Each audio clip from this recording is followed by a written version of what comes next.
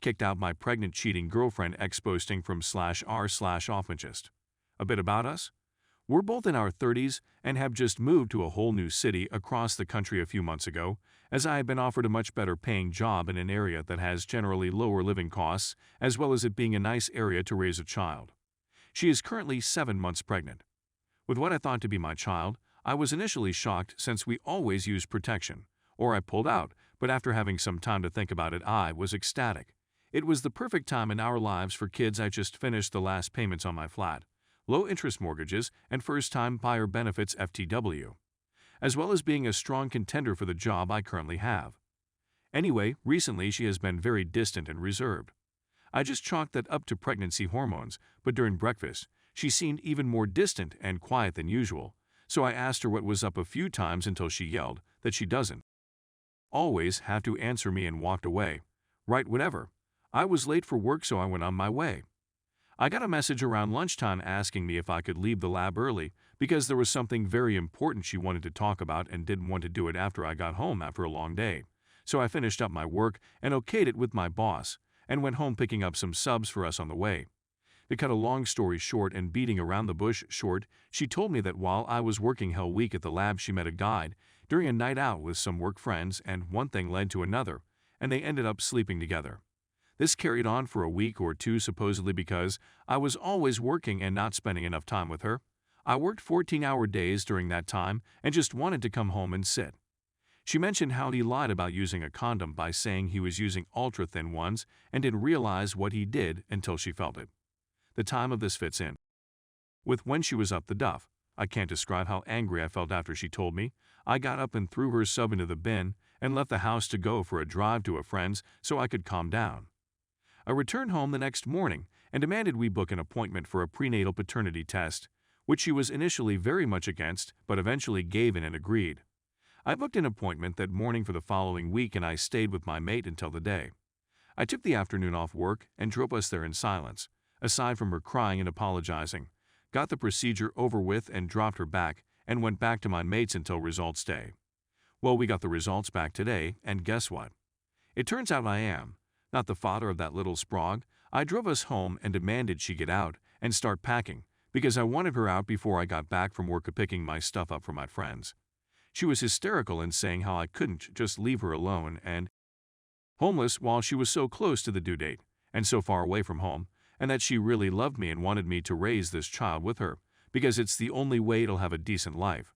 She's an arts graduate and was working a minimum wage job before the move/pregnancy. I never made it into work. I drove into a field, rang my boss to tell him what happened, and he told me to take as much time as I needed and he'd have a PhD student cover my work. I stayed there for hours just laying in the seat and cried at how everything has fallen apart. I had just gotten my life in order. Everything was stable and ready to go for the baby. We'd even finished designing the baby's room. I switched my phone back on and saw I had several missed calls and voicemails, a few from her, some from her family, and a couple from my mate telling me to come to his as soon as I could. I rung my mate up, filled him in, and went over his. And that's what's happened so far. I haven't gone back to house yet. I just can't bring myself to go back there, knowing that all the plans I had for it are dead. I have no idea what to do anymore. Quick update, I'm so sorry for the late reply, but I've been sorting things out with a solicitor and her family. I took the advice and after calming down bought her a one-way coach ticket back home. The morning after this went down, I went to the house with my friend with me, and she was still there, which I expected. She immediately waddled over and started hugging me and crying, begging not to end our relationship. I stayed with my initial feelings of wanting her to get the hell out of here. I gave her the piece of paper with the coach ticket and then told her to gather her stuff so I can drop her off at the coach station. After much more crying, she packed her suitcase and I loaded it into the car and drove us.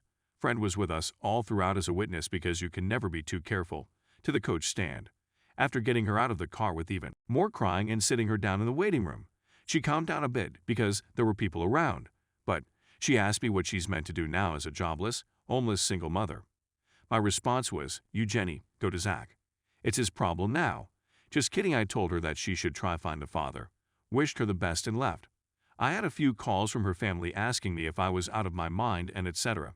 But I've had my phone off since then and I'm just trying to move forward. I might make a proper update on the weekend and turn my phone back on. but for the time being I'm trying to focus and work to catch up on everything. Thank you all so much for your support. This truly is an amazing community and I didn't expect this to blow up like it has. Story 2.my 39F, partner 40M, of 4 years treats me like crap for making more money than him. I think my partner uses me like a maid to make up for the fact that I out-earn him by LOT.my partner and I have been together for 4 years and living together for 2. We have 3 kiddos between the 2 of us and a bunch of pets. Before we started dating, I was doing the single mom thing, raising my kids, handling the house and taking care of all the business. I'm a rock star at this stuff because I have to be. He moved into my house from an apartment because it is big enough for all of us, in the best school district in our city, and I own it. The balance was always a little off from the start because he and his daughter moved into a household that was already running like a well-oiled machine. We let his daughter pick out all new furniture and moved bedrooms around so that everyone has their own space. I wanted us to build a life together and stress to everyone that this space and all our stuff is now in ours. I treat his daughter just like any of the other kids and I am team mom for her sporting events just as I am for my kids.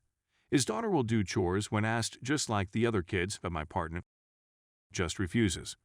He makes a mess and I am left cleaning up. Cleaning, carpools, sporting event snacks, doing laundry, doing all the shopping, yard work and home repairs.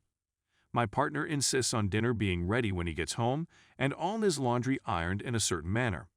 Our house and cars are expected to be in meticulous condition, because that is apparently a reflection of how far we have made it. Of note, I grew up upper middle class, he was poor. On top of all this, I work in a high-pressure job. During the pandemic, his job took a huge hit, and I told him to not worry about paying rent or the bills. Everything is in my name and again, I've been handling it all on my own, so it wasn't a huge hit to my budget. I make over 6 figures and have done a decent job of budgeting. Well, things have picked back up for him, and even though I have asked, he just doesn't feel like he needs to be paying rent or helping with bills anymore because everything is ours. He makes significantly less than I do and I never asked for equal financial contribution, just equitable. The rent he paid early on was considerably less than his apt or market rate for rooms in a house like mine. He buys watches, haircuts, shoes, clothes, and cologne with his paychecks. He travels for work sometimes and insists on flying first class. He works for himself, so this comes out of his paycheck. It's all about appearances. I bought a new car to fit the family better, which I guess technically is a luxury vehicle. He got annoyed that I had a nice new car and insists on being the one to drive it around and show off. I do all the pickups and drop-offs for school and sports and need the extra row of seats for hauling carpools around, but he still wants to drive it to meet with clients because it's a status symbol. He makes backhanded comments about my car all the time, saying things like for $70K that car should be picking up the kids for you, etc. He gets at me for taking the dogs in the car because that will ruin the seats and honestly doesn't even like me picking up a bunch of muddy, stinky preteens after sports either. I feel like I am being punished for asking him to pay rent and owning a nice car. When I brought up the fact that I am doing too much around the house on top of my 50-60 HRS/WK job, he told me to hire more help. I already have landscapers, but now he thinks I should pay for a housekeeper too. I don't think I should be paying to pick up his slack. I have the kids helping out where they can, but they also have busy schedules with school, sports, and social lives. How the heck do I get him to shut the F up about my money? Is he trying to knock me down a few pegs with all the housework to feel better about himself?